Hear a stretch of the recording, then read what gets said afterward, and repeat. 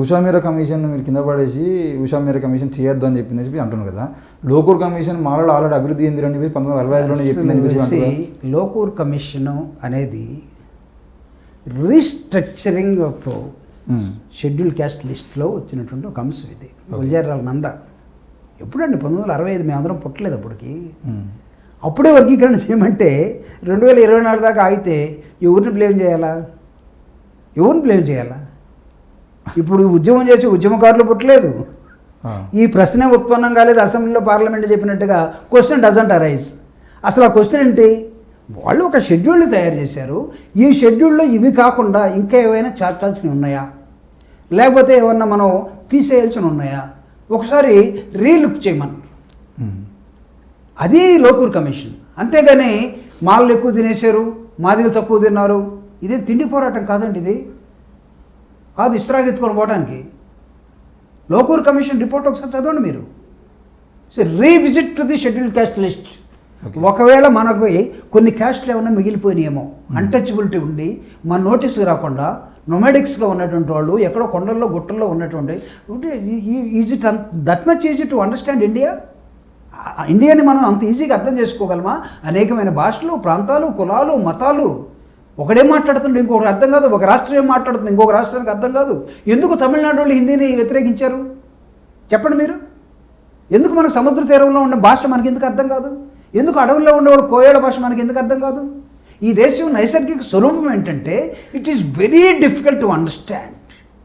అందుకే డాక్టర్ బాబాసాహెబ్ అంబేద్కర్ కన్యాకుమారి నుంచి కాశ్మీర్ దాకా తిరిగి ఈ దేశాన్ని అర్థం చేసుకొని 1032 కులాలు ఈ దేశంలో మనుషులుగా ఉండాల్సినటువంటి వాళ్ళు జంతువుల కన్నా హీనంగా చూడబడతా ఉన్నారు. వీళ్ళని మనం పైకి తీసుకురావాలి, వీళ్ళని సమాంతరంగా సమాజంలో కలుపుకొని పోవాలి. ఇచ్చినటువంటి ఒక provision, this is only reservation. This is called affirmative policy అంటారు బ్రిటిష్ లాంగ్వేజ్లో మాట్లాడాలంటే. ఈ అఫర్మేటివ్ పాలసీని నువ్వు డిస్టర్బ్ చేస్తానని ప్రతిరోజు గంతులేస్తా పోతే ఎవడు ఒప్పుకుంటాడు? ఎందుకు ఒప్పుకుంటారు? ఈరోజు ఉషా మెహ్రా ఏం చెప్పింది? ఒకవేళ చేయదలుచుకుంటే, నేను రాష్ట్రం అంతా తిరిగి చూశాను, నాకు వాళ్ళు వీళ్ళు మొత్తం కలిశారు. ఒకవేళ మీరు ఇంకా అభిప్రాయపడితే ఈ రిపోర్ట్ని ఎందుకు పార్లమెంట్కి సబ్మిట్ చేయలేకపోయింది Usha Mehra? It's not a constitutional commission. First of all మీరు ఇంత పోరాటం చేసి ఒక కమిషన్ వేస్తున్నారు కదా, దాని శాంటిటీ ఏంటి చెప్పండి నాకు. కమిషనర్ యాక్ట్లో వచ్చినటువంటి కమిషన్స్ ఇవన్నీ కూడా కాన్స్టిట్యూషనల్ కమిషన్స్ కాదు. నీకు ఎస్సీ కమిషన్ ఒకటి ఉంది, ఎస్టీ కమిషన్ ఒకటి ఉంది. అసలు నువ్వు ఈ కేసులో ఎస్టీలను కూడా నువ్వు డివైడ్ చేయమన్నావు.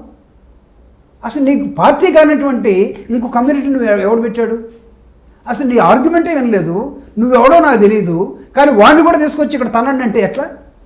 వాడు కేసులో లేడు కదా, ఎస్టీలను ఎలా పెట్టావు? నేను అడుగుతా ఉన్నా.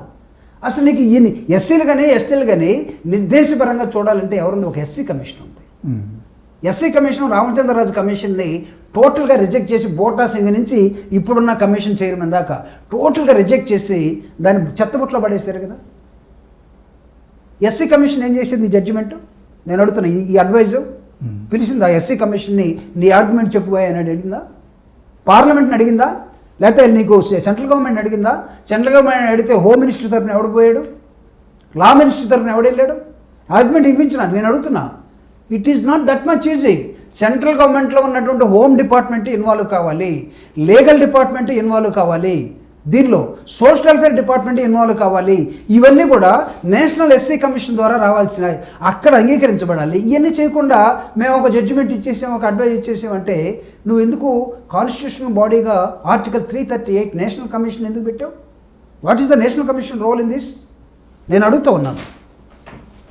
This is B R Gavai. Okay, B R Gavai judgement ఇదంతా కూడా. ఈ ఇన్ని పేజీల జడ్జిమెంట్ బిఆర్ గవాయ్ది. B R Gavai is also a Dalit judge.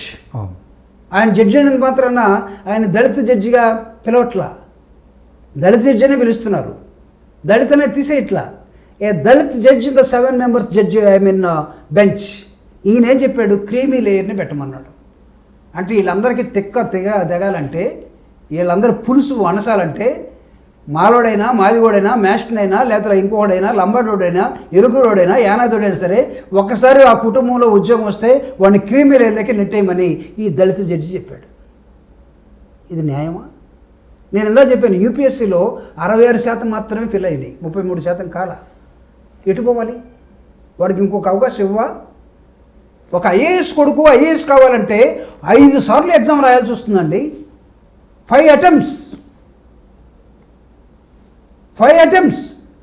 హైదరాబాద్లో ఉంటే అక్కడ ఆర్టీసీ క్రాస్ రోడ్లో ఉంటే ఐఏఎస్ అకాడమీలో మొత్తంలో కోచింగ్ తీసుకోవాలి.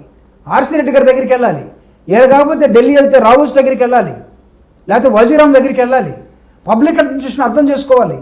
రీసెంట్గా వచ్చిన ఇన్స్టిట్యూషన్ మొత్తాన్ని తిరిగి వైవాకి ఒక చోట, మెయిన్స్కి ఒక చోట, ప్రిలిమ్స్కి ఒక చోట అన్నీ తీసుకొని ఒక ఐఏఎస్ కొడుకు ఐఏఎస్ కావాలంటే 5 టైమ్స్ రాయాల్సి వస్తుంది. నువ్వు ఒకసారి మాధవరావు గారి మాధవరావుకి ఐఏఎస్ వచ్చింది కాబట్టి మాధవరావు గారి కొడుకు కుదరదంటే మాధవరావు కొడుకు ఎక్కడి నుంచి వచ్చేవాడు ఐఏఎస్గా, మాధవరావు గారి కూతురు ఎక్కడి నుంచి వచ్చేది, మాధవరావు గారు అల్లుడు ఎక్కడి నుంచి వచ్చారు, వీళ్ళందరూ కూడా ఏమైనా పుట్టడంతో గోల్డెన్ స్పూన్తో పుట్టినోళ్ళ? మాధవరావు గారు ఎక్కడి నుంచి వచ్చారు? కూలి పనులు చేసుకుంటూ చదువుకుంటూ పైకి వచ్చినటువంటి ఒక దళితుడు ఐఏఎస్ అయ్యాడు. అంటే ఆయన అయితే సరిపోతుందా? ఆయన పిల్లలకి ఇంకా అవసరం లేదా? అంటే ఆ జనరేషన్ అయిపోతుందా? ఇది ఆయన ఇచ్చిన జడ్జిమెంట్. దీన్ని జడ్జిమెంట్ అంటామా, అడ్వైజ్ అంటామా? నేను అడుగుతున్నాను. చంద్రచూడ్ ఈ నాయకుడు ఆ జడ్జికి చీఫ్ జస్టిస్ ఆఫ్ ఇండియా ఇప్పుడు లేడు, పాపం దిగిపోయాడు. ఈయనేం చెప్పాడు? అరుణ్ మిశ్రా లేదా అరుణ్ ఎవరో ఇచ్చినటువంటి దాన్ని తీసుకొని ఆయన స్పష్టంగా దీనిలో బిఎస్ గవాయ్ ఎవరైతే ఉన్నారో, బిఎస్ గవాయ్ అంటే ఎవరో తెలుసా మీకు? ఇప్పుడు వచ్చిన దళిత జడ్జి, అంబేద్కర్ పెట్టినటువంటి Republican party of India RS Gavai అనే ఒక నాయకుడు, దళిత నాయకుడు. ఆర్ఎస్ గవాయ్ అనే ఒక ఆయన అంబేద్కర్ పెట్టినటువంటి రిపబ్లికన్ పార్టీ ఆఫ్ ఇండియాని నడిపినటువంటి వ్యక్తి. తర్వాత బీజేపీలో చేరాడు, ఒక చోట సిక్కింకో ఎక్కడో గవర్నర్కి వెళ్ళాడు. ఆయన కొడుకు బిఎస్ గవాయ్. అంటే అంబేద్కర్ లెగసీని తీసుకొచ్చినటువంటి తండ్రి కొడుకు ఈరోజు ఏం పెట్టాడంటే క్రీమీ లేయర్ పెట్టమన్నాడు. బీసీలో క్రీమీ లేయర్ ఉంది కాబట్టి ఏడు కూడా పెట్టమన్నాడు. అంటే బీసీలకు ఇచ్చిన రిజర్వేషన్ ఏంటి, ఎస్సీ ఎస్టీలకు ఇచ్చిన రిజర్వేషన్ ఏంటి? అసలు పార్టీగా అన్నటువంటి ఎస్టీ వాళ్ళ గురించి నువ్వు మాట్లాడే హక్కు నీకు సుప్రీంకోర్టు కాబట్టి ఇచ్చాడు. నిన్ను ఎవరు అడిగాడంటే మాలో తేడాలు ఉన్నాయి, మేము కోర్టుకు వచ్చావా ఎస్టీలు? ఈయన చెప్తాడు చంద్రచూడ్ గారు, ప్రైమ్ మినిస్టర్ హైదరాబాద్ పోయి మందకృష్ణ గారి మహాసభకి బీజేపీ వాళ్ళందరూ కూడా రైళ్లు పెట్టి బస్సులు పెట్టి తోలితే వస్తే ఒక బహిరంగ సభ జరిగింది. దానికి ప్రధానమంత్రి గారు వెళ్ళారు. ప్రధానమంత్రి గారు ఎలా చెప్తే అలా రాయాల్సిన అవసరం ఉందని హైదరాబాద్లో ప్రధానమంత్రి వర్గీకరణ ఎలా చేస్తానన్నాడో ఆ విధంగా ఇచ్చినటువంటి బ్లడీ రిపోర్ట్ ఏమంటుంది? దాన్ని యాక్సెప్ట్ చేస్తావా? పంకజ్ మిశ్రా ఇంకొక జడ్జిమెంట్. వాళ్ళిద్దరు పెద్దోళ్ళు. ఒక ఆయన కాబోయే చీఫ్ జస్టిస్ ఆఫ్ ఇండియా, ఎవరు? బిఎస్ గవాయ్ కాబోయే చీఫ్ జస్టిస్. ఆయనకు ఒక ఏదో ఆశ ఉంది పాపం, సీజే అవుతాడని. పోతున్న సీజే వాళ్ళిద్దరు చెప్తుంది నేను ఎందుకు కాదనాలని, ఆయన కూడా మీ ఇష్టం అయితే చేసుకుని అన్నాడు. కానీ బేలా త్రివేది, ఏ బ్రాహ్మణ్ లేడీ, కాన్స్టిట్యూషనల్ స్పిరిట్ ఎక్కడ తగ్గకుండా ఈవి చిన్నయ్య 5 మెంబర్స్ జడ్జిమెంట్ ఏదైతే ఇచ్చిందో అది తప్ప దీనిలో రాష్ట్రాలకు అధికారం ఇచ్చే అధికారం మనకు లేదు, సుప్రీంకోర్టుకి లేదు. ఈ 341 ఆర్టికల్ని సవరించే అధికారం మనకు లేదు. This is the list of central government. Central government అంటే parliament, Rajya Sabha, Lok Sabha and president of India. ఈ పార్లమెంట్లో దీని మీద చర్చ జరగాలి, అమెండ్మెంట్ జరగాలి. ఈ అమెండ్మెంట్ని ప్రెసిడెంట్ ఆఫ్ ఇండియా ఓకే చేయాలి. అప్పుడు మాత్రమే ఈ లిస్ట్ని మనం ముట్టుకోగలం. అని ఈవి చిన్నయ్య రిపోర్ట్లో 5 జడ్జీలు ఏమి ఇచ్చారో అదే రిపోర్ట్ని ఈవిడిచ్చింది. దీన్ని నేను కింద పడేయట్లేదు, ఇక్కడ పెడతాను. ఓకే, ఇక్కడ పెడుతున్నాను ఎందుకంటే it is according to the constitutional spirit. Maybe single judge వాళ్ళ 6 తోటి డిఫర్ అయింది. ఇన్ని అంశాలు ఉన్న తర్వాత ఈ ఉద్యమానికి 30 సంవత్సరాలు మేమే ఎగనెస్ట్గా, నేను మా సోదరుడు మందకృష్ణ గారికి కానీ లేకపోతే మా సోదరులు ఏంటంటే మాదిగిరికి కానీ ఐఎమ్ నాట్ అగెనెస్ట్.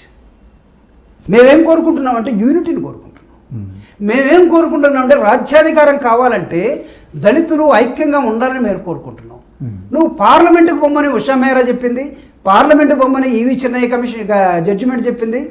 ఈరోజు ఉన్నవాడు చెప్పకపోతే పార్లమెంటుకి మోడీ పార్లమెంట్లో అత్యధిక మెజారిటీ కలిగి ఉన్నటువంటి గత 15 ఏళ్ళుగా ఉన్నటువంటి ప్రధానమంత్రి పార్లమెంట్లో పెట్టకుండా ఓన్లీ సుప్రీంకోర్టు ద్వారా లేకపోతే కమిషన్ ద్వారా చెప్పిస్తున్నటువంటి ఈ నాటకాన్ని నువ్వు అర్థం చేసుకోలేవా my dear brother? Can't you understand the game play here? ఎందుకు నువ్వు మాళ్ళ మనువాదులు అయిపోయారంటారు? మనువాదం అంటే ఎవడు అసలు?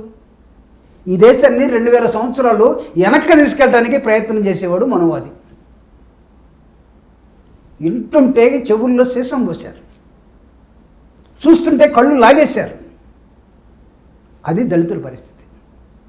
ఊరికి దూరంగా నెట్టేశారు. ఇందాక నేను చెప్పాను ముడ్డికి తాటేకు, అది మనువాదం. గుడికి రాకూడదు, చదువుకోకూడదు, నువ్వు మాట్లాడకూడదు, ఏరెత్తకూడదు, ప్రశ్నించకూడదు, అది మనువాదం. అక్కడికి వెళ్తారా ఇప్పుడు? మాళ్ళు అక్కడికి వెళ్ళారా? మనువాదంలో ఉన్నటువంటి ఒక రాజకీయ పార్టీ సంఖలో చేరిన తర్వాత మీరు అదే నిజం అనుకొని భావిస్తే ఇది కొట్టివేయబడుతుంది. నేను ఛాలెంజ్ చేస్తున్నా ఈరోజు.